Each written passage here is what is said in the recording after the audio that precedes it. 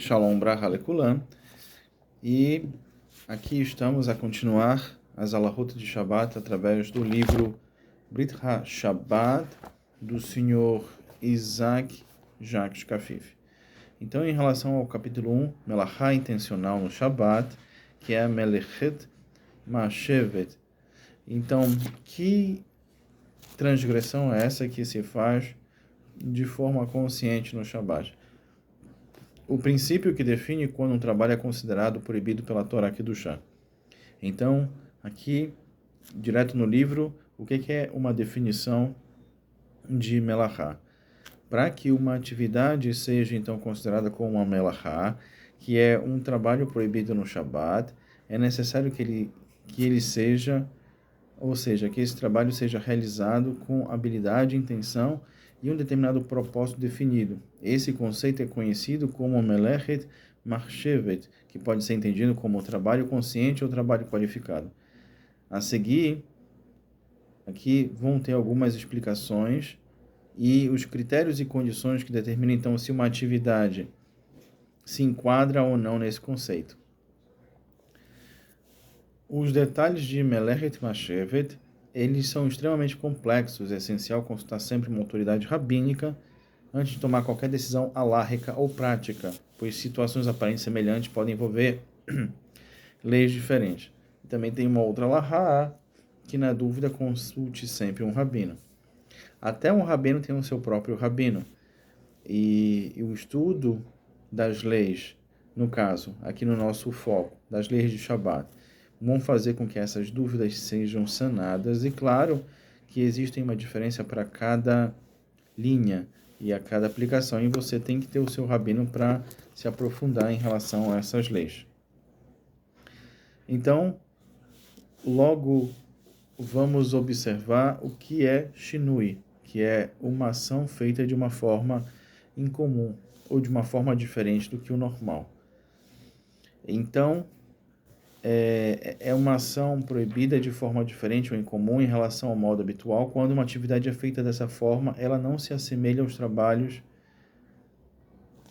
realizados no Mishkan.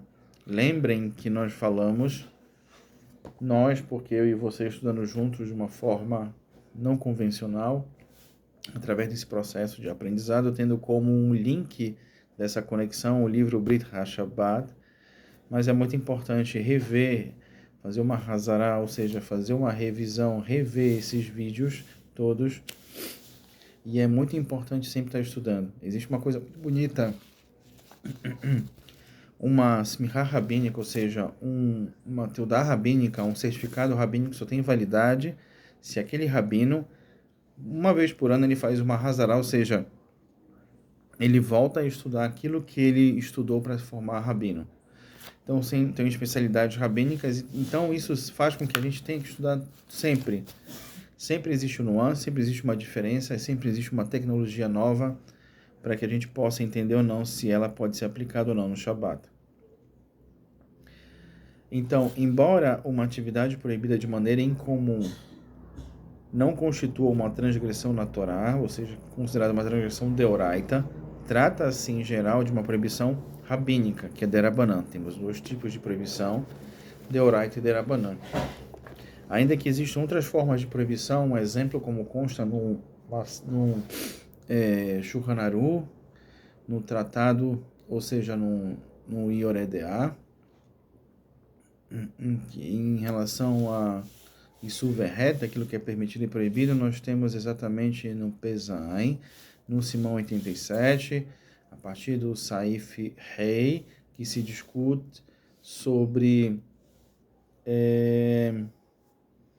se não me falha a memória, é nesse Saif que se discute sobre maritais, sobre aquilo que parece e não é, que também é um outro tipo de proibição, junto com a proibição rabínica e com a proibição da Torá. No entanto, em certas situações específicas, esse tipo de ação pode ser permitida, como será demonstrado nos exemplos práticos a seguir. Então, o Shinui é uma forma de fazer diferente, é uma forma de permitir. Um exemplo, eu estava na sinagoga, esses dias agora, rezando cedinho no Vatekim, e o Rabino Binyamin Karagila, o costume dos Sefaradim é sempre quando termina Shaharit,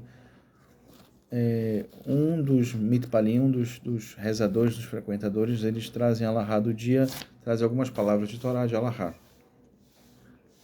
E o Rabino Karaguil, ele falou em relação a Alahá, que se a pessoa abre a geladeira e com isso ela ativa, por exemplo, aquela luz, né, aquela luz da geladeira. Então, há poskim, ou seja, há legisladores que permitem, já que você fez uma ação indireta, você não tinha a intenção de ligar a luz da geladeira, e ligar a luz é uma melachá, uma toladá de melachá de Shabbat, você está, é como fosse acender lehadlik, né, acender uma vela. Então, você pode pegar aquilo que você precisa da geladeira e você pode fechar a geladeira com um shinui. Então, existem alguns legisladores que permitem. Então, isso é uma das aplicações práticas que trouxe o querido Rabino Binyamin Karagila no Vatiquim.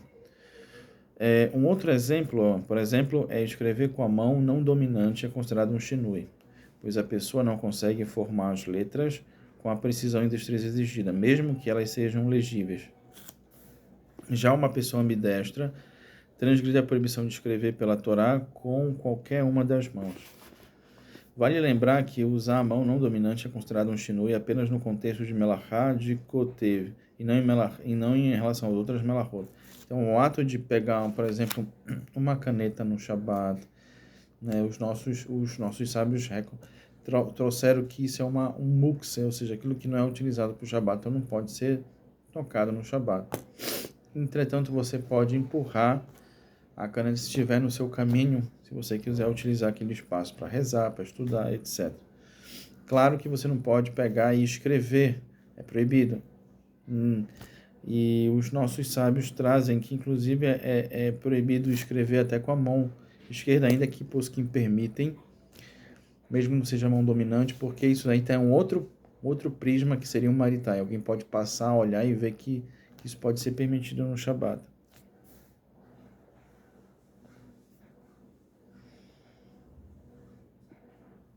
Entretanto, se a pessoa, por exemplo, escreve com a boca, escreve com a mão não dominante, tudo isso também trazem como são proibições rabínicas. E existe um livro que trata muito bem sobre esse tema, que é o Shemirat Shabbat, Kel Hilchata Mavole Lichot Shabbat. Então, mesmo com shinui, a gente não deve escrever. Isso passa a ser uma proibição rabínica. A proibição da Torá é escrever. A proibição rabínica é não escrever com shinui, com alteração. Mas com shinui eu posso tirar a caneta do meu caminho. Sair da casa para a rua com uma bala na boca é considerado uma transgressão de Torá, pois é uma forma comum de carregar. Existem o que nós chamamos de reshuyot ou reshut, que são propriedades, né? Nós temos vários tipos de propriedade pública, privada, makomptu, que não é nem uma coisa nem outra, e também não é carmelita, que carmelitas são que pode ser classificado dentro das alahot, que constituem inclusive de eruv, que são reshuyot, ou seja, que são propriedades. Um carmelita é algo que não tem as medidas de um reshut de Yahid ve Rabin, e tem uma capacidade, uma quantidade X de pessoas que passam por dia e estão muito vinculados à questão de natureza. Rio, mares, etc. Oceanos. Sair de casa para, então, com a bala é considerado como uma melahá de rotzá, de carregar.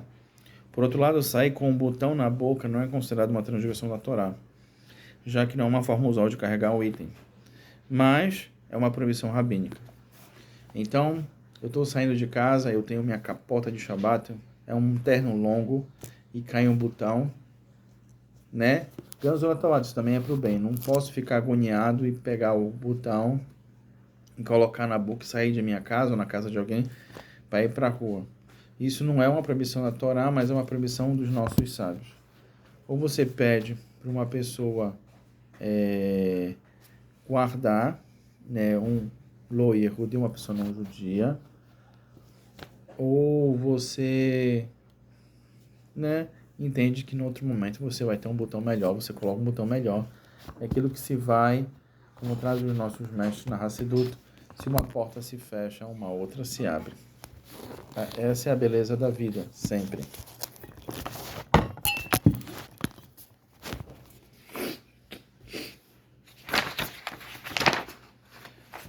Então, em relação a cortar as unhas, como a tesoura constitui uma melahá de gozes, que é cortar, podar. Isso não pode ser feito no Shabat. Claro que é uma mitzvah fazer isso Erev Shabat.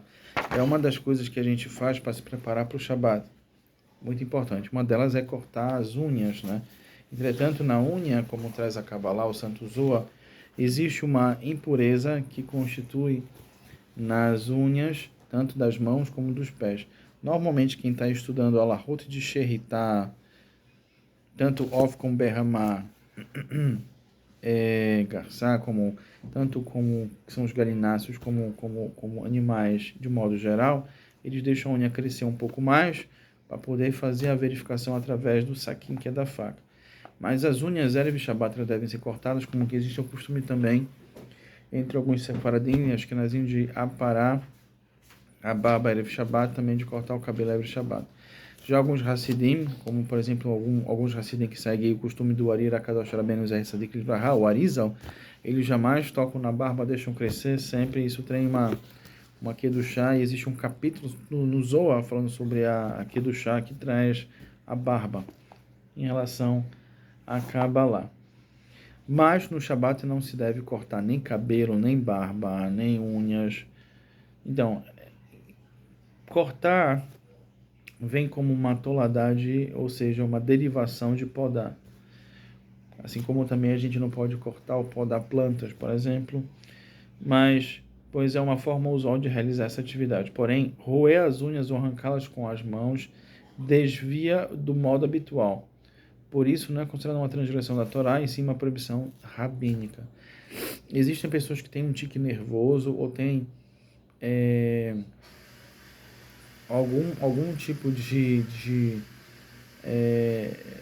agonia, alguma coisa que seja, mas essas pessoas têm que tomar um pouco de cuidado e não podem roer as unhas, porque se não é para uma proibição da Torá, é uma proibição dos nossos sábios, né? Em relação a amassar alimentos, né? Eu posso fazer papinha para o neném, eu posso fazer, por exemplo, uma banana amassada, como é que eu faço? Em alguns casos, a diferença em relação à forma comum de realizar uma ação é tão expressiva que ela deve ser considerada como uma atividade proibida, tornando-se totalmente permitida no Shabat. Então, isso traz exatamente na Mishnah Berurah, no Siman Shim Haf, né? No Saif Yod, que é o 10. Então, 320, artigo 10. Por exemplo, amassar uma banana usando o cabo do garfo e a colher é permitida e não infringe a proibição de torrem, que é triturar ou moer. Então, vou fazer uma banana amassada com canela e açúcar, ou vou fazer uma papaya em português se chama... Como se chama papaya em português? Mamão. Então, se você for amassar mamão, ou colocar alguma coisa, ou comer, então você pode fazer com o cabo do garfo, por exemplo, que também é permitido. E também Mavolehi Hotel Shabbat Beshemirat Shabbat Kehilta, que na terceira edição também traz essa permissão. E nesse vídeo vamos só finalizar com Davá Sheinu Mitkaven, que a consequência não é inevitável. Muito bom. O que é Davá Sheinu Mitkaven? Que refere-se a realizar uma ação permitida que pode resultar em uma melahá proibida, mas sem que na pessoa tenha intenção ou interesse nesse resultado. Só o efeito proibido não foi inevitado, a ação é permitida. Então, isso consta, inclusive, interessante no Maseret Shabbat, Talmud Bavli, no Daf Raf Bet Amud Aleph, sobre essa ação. Então, qual é o exemplo disso? De Davá Sheinu Mitkaven, que é uma consequência não inevitável. Um exemplo clássico é arrastar uma mesa não muito pesada pelo quintal para movê-la, embora ela possa acabar formando uma cavidade no solo, o que resultaria de melahá de Horesh, que era, se não for certo de acontecer, trata-se de um davar shei no mitkavem. Então é uma consequência não inevitável. Apesar de existir muito debate entre os posquim e as autoridades, a Allahá segue a opinião do Rabi Shimon, que considera essa ação totalmente permitida no Shabat, e a gente traz inclusive um aprofundamento nisso na Ilhot Shabat, primeiro capítulo, o 5º artigo do nosso querido e mestre Rabbeinu Maimônides, o Rambam. Um exemplo, então, o que eu vou explicar? Eu só tenho lá no meu quintal uma mesa e eu vou puxar essa mesa. Mas essa mesa está sobre uma terra, uma grama. É proibido fazer sucos, fazer buracos como fosse arar, fazer alguma ação agrícola no Shabat. Mas se eu faço isso, se eu puxo sem essa intenção de fazer isso, muitas autoridades já permitem. Caminhar sobre um gramado é possível que algumas folhas de grama sejam arrancadas. No entanto, como isso não é certo de acontecer, e se não há intenção de arrancá-las, trata-se de um caso de davar shei no mitkaven, sendo permitida no Shabat. Por outro lado, corre o risco que a grama é alta e é proibido, pois é certo que a grama será arrancada, o que caracteriza no caso de psikreisha, que é, como traz o Shulchan Aruch, no Siman Shin Lamed Vav, no seu Saif 3, no Mishnah Berurah.